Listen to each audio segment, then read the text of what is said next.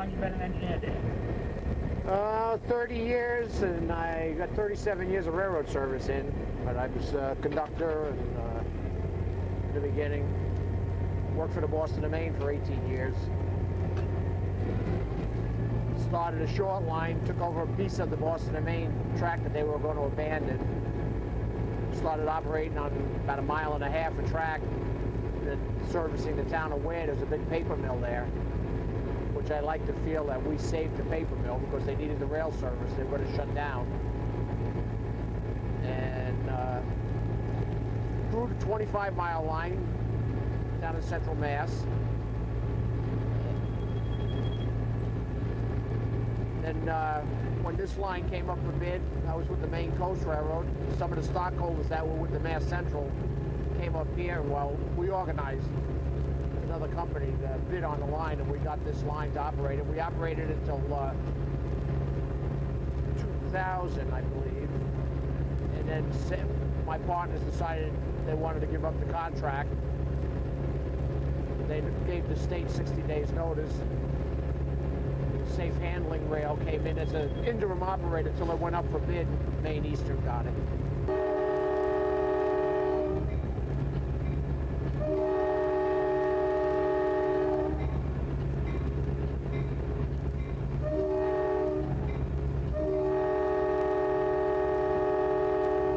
My father worked almost 40 years.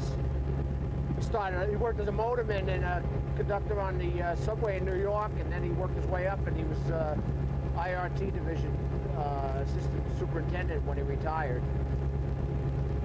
And then years later, I didn't even know when I was a kid, but I found out my grandfather, when he came home from Italy, him and a cousin of his went out to the West Coast, hired out on the track crew, and worked on the Milwaukee Road extension to the West Coast. There were still Indians out there, he said, used to tell me when I was a kid. And then in the late 60s, I had a bunch of cousins that lived up in Montreal. Now, I didn't even know this side of the family, and they had gotten Canadian citizenship because one of the cousins helped the Allies in World War II, so they got citizenship in Canada. So they moved the whole families over here. Well, it turned out when I met them, 6 of them worked for the Canadian Pacific and the Canadian National, and they had worked for the Italian State Railways in Italy. Now, no connection whatsoever. Didn't know each other. And they're all railroad family. Tell me a little bit about the engine that we're in, Dan. These are 2 engines, are FL9s. The New Haven ordered 60 of them in 1958, 1960 for the service between Boston and New York and up on some of the other branch lines too. They were actually dual mode engines. They had diesel electric and straight electric. They couldn't run the diesels at the Grand Central in the tunnels. So they came up with the idea of making them run on electric. They shut the diesel engines off when they reached 125th Street, Manhattan, and they'd switch over to electric power. They had third rail shoes on it, and would hit the third rail going into the tunnels of the Grand Central. And they were so successful, they ordered 60 of them. And the last of them, in October, Amtrak took over some of them, and Metro North had them, still running on the New Haven line. Metro North ran these to Albany.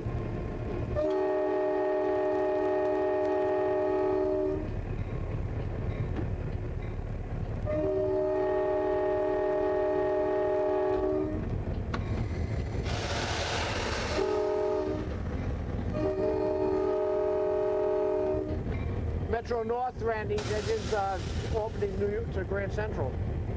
So it's the end before the Maine Eastern got them. And they just had, Amtrak. Metro North just ran a special trip, a farewell to the FL9s. They ran them out from Grand Central up to New Haven and all around Danbury, Connecticut, and then back down to Grand Central. This was just a few weeks ago. I don't know what's happening.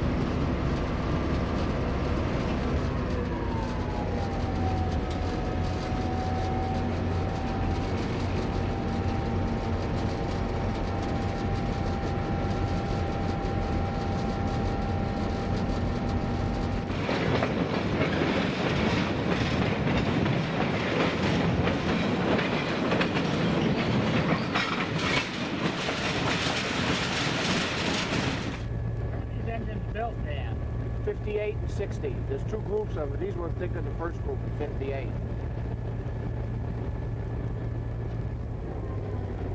And they do go. What's the top speed?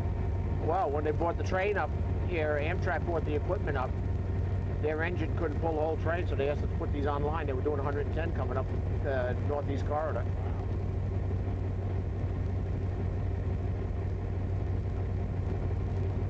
One of the guys was amazed about it. I says, hey, that's where they got their teething on that line. That's where they ran most of their lives. New York to Boston. Any kind of like horsepower figures on the They've been upgraded. Originally were built 1,750. I think they're 2,000 apiece now.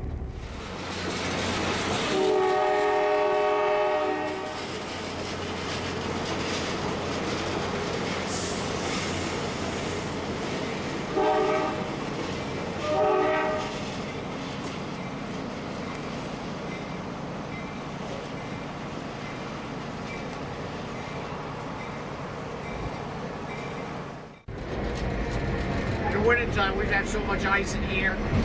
Last winter, almost every year, we have to put bag after bag of salt in here and chop the ice to get the train through. And as fast as we chop the ice, the water's running underneath and refreezes.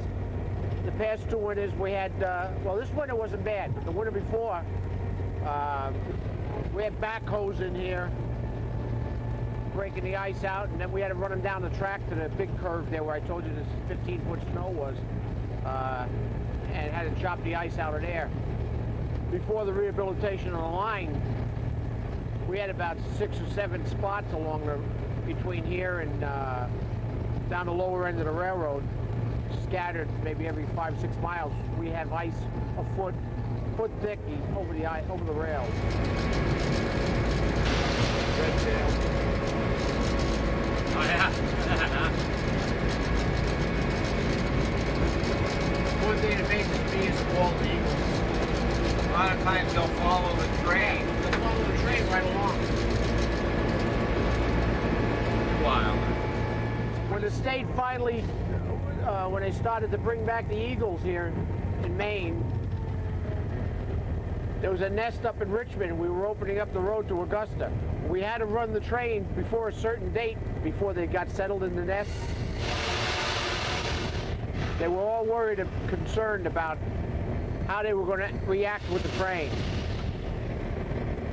And to find out, it didn't bother them at all. What I would normally do when I was running up there, even when I knew they had the nests and they had babies, when they started flying, I'd go along and just shut the throttle off and coast through the areas where they were. They got so used to us, they'd fly for a mile, 2 miles along the river there, where the Kennebec is right next to the tracks in Richmond. And they'd fly right at the window height, right alongside, about 50 feet out away from the train, just looking and turning their heads and looking at the train. Wiscasset, they sit on the trestle. There's a pair of them that nest in the Wiscasset area. And they're always out there. They sit on the standoffs on the trestle. I have to blow the horn at them just to get them to fly off to get out of the way. You got up and see the ospreys up at Freeport. They nest off an island up there. Yeah, well, they're right on the tree right next to the tracks at Wiscasset. We have 5 nests there. On the big Sheepskin River Bridge, there's 3 nests up on the steelwork on the bridges. They've been there for years. And the best one is we have a nest in the middle of the Marsh River on a high bridge like the one we were just on. And 2 years ago, it got washed away in a big storm. We thought, and they had built it on some pilings, and there was some 2x8s across it, and they broke off, and the nest, and there's the female kept coming back, and last year she wasn't successful. This spring, she managed to get that nest to hold on that thing, and she raised a couple of fledglings in it, and we used to have a thing on the Maine coast. The engineer would always say the osprey's on the nest, and everybody would be on one side because you can look right down in the nest and see the babies.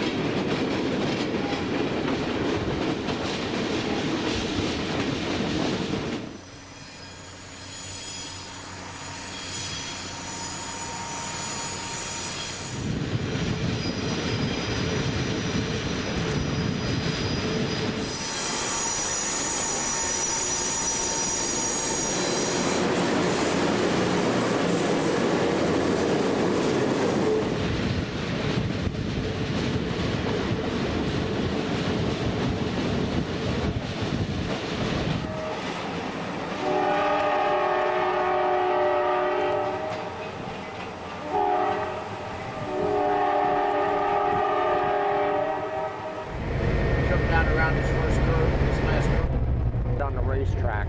That's our everybody's favorite piece of track going.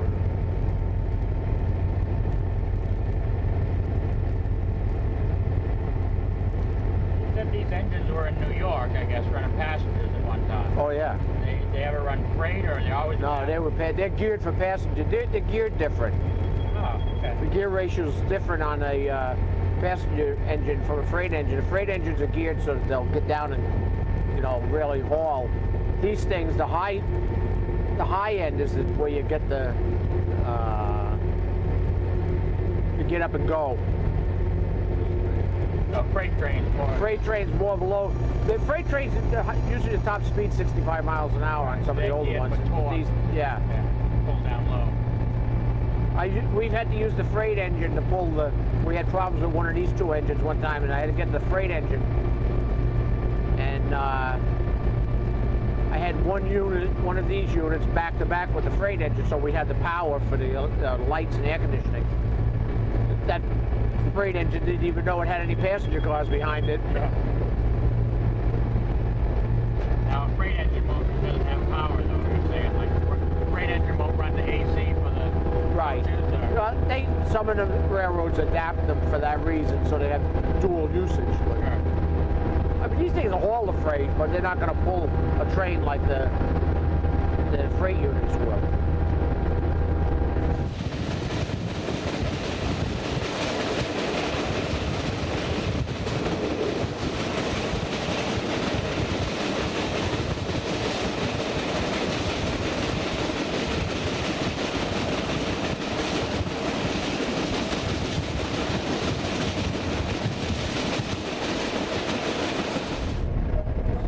Mileage you're getting out of this thing? Well, most of the locomotives, like the freight engine, we get 100. Usually, if we run it all day, it's about 100 gallons a day. Yeah. The engines we had last year, the F40s set, the Amtrak engines, because they have a different setup. Because you saw this had the separate engine for the head-end power. It's got a 700 horsepower Cummins engine in it that runs the generator for the lights and the air conditioning. Right. Well, the F40s is tied right to the prime mover. So it's got to run in the 8th notch, wide open all the time to power the coaches, and everything is electronically done in the throttle and everything. So we were going through 1,000 gallons a weekend with those engines.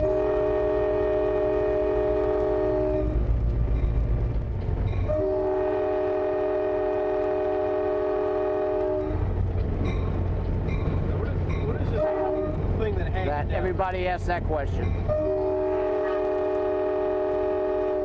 It's a telltale.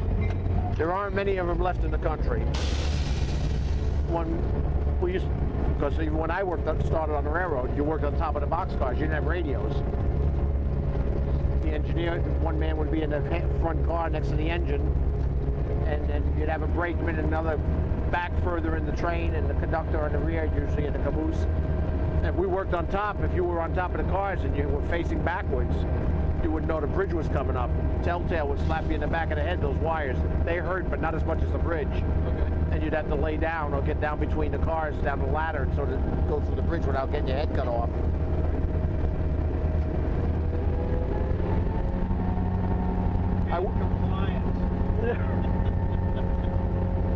I worked in Massachusetts and on the Boston and Maine. We had in Chicopee, Mass, there were 2 bridges just like that. They were real low.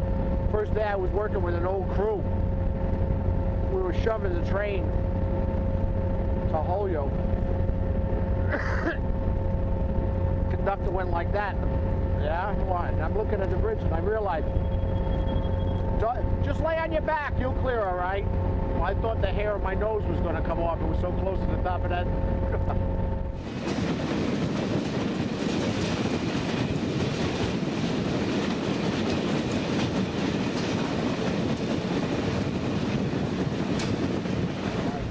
The brakes right away because of the grease on the track from the leaves. The leaves this is the worst time of the year. It's worse than snow. Because once you run over them, you slime the top of the rail. That grease will be there for a month or 2 until the snow starts flying. You use the sanders all the time. I always like to make sure my sanders are full of sand. At least once a week we refill these sanders.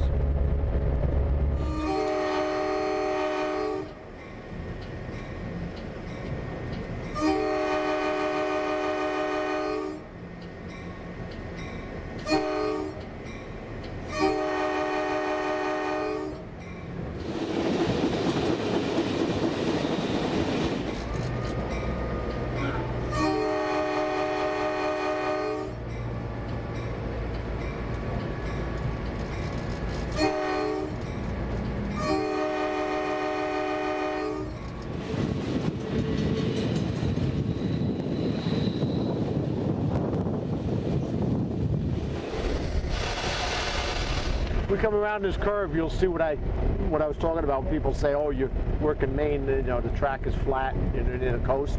When you come around here, you'll see it's interesting.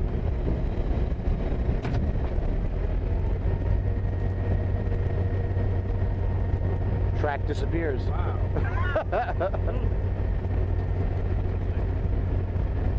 See, when they built this line, and I've seen a photograph of this spot, they built it in the 1870s. It's still a branch line, so the Maine Central didn't make it any better, but they didn't cut the ledge cuts any deeper than they had to because they were using black powder. And when they built through the swamps here, these were all trestles. They built wooden trestles to open the railroad up quick. Then they came in and they dumped rock over the years and the cinders from the steam engines. They built up until they got high enough so they could lay the track on top and cut the trestles off. But over the years, this has settled into the swamp again because they didn't have all the, you know, the knowledge that they have today.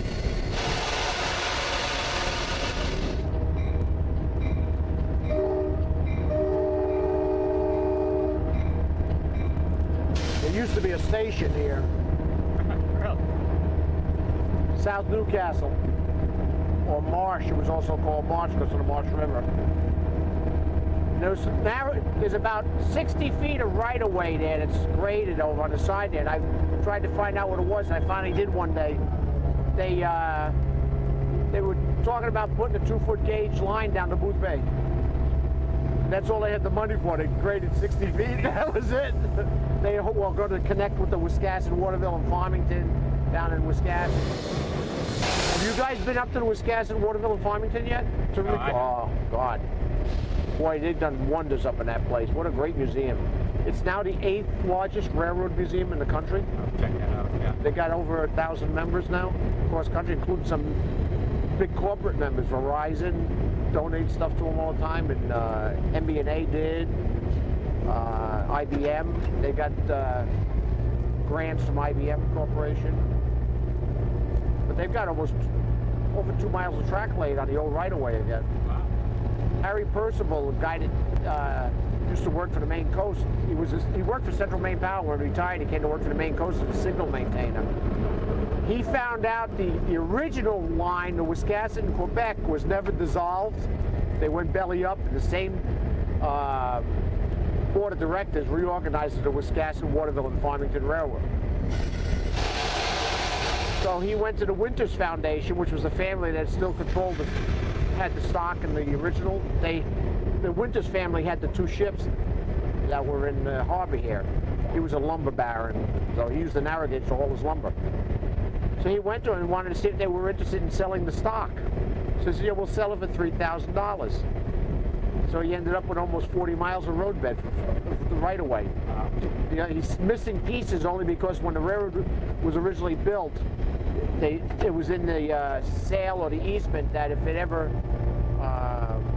the railroad was torn up, the right-of-way would revert to the landowners, the original landowners. So the piece is missing, but most of the 40 miles was in that. It was like probably 36 miles of it was intact with little gaps in it. So he immediately leased it to the museum, which he was a member of, about 3.5 miles of it. And they've been rebuilding the track. They put a replica of the engine house that used to be in Wiscasset up there at Alma.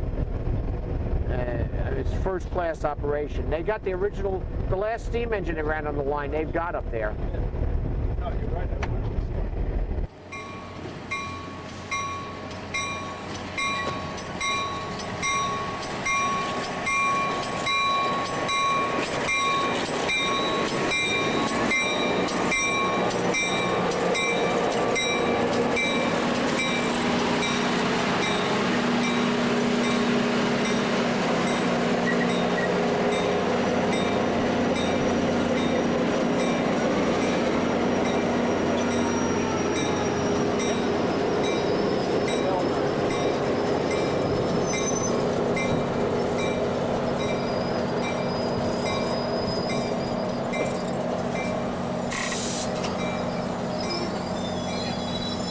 Thank you for watching this episode of Train Time.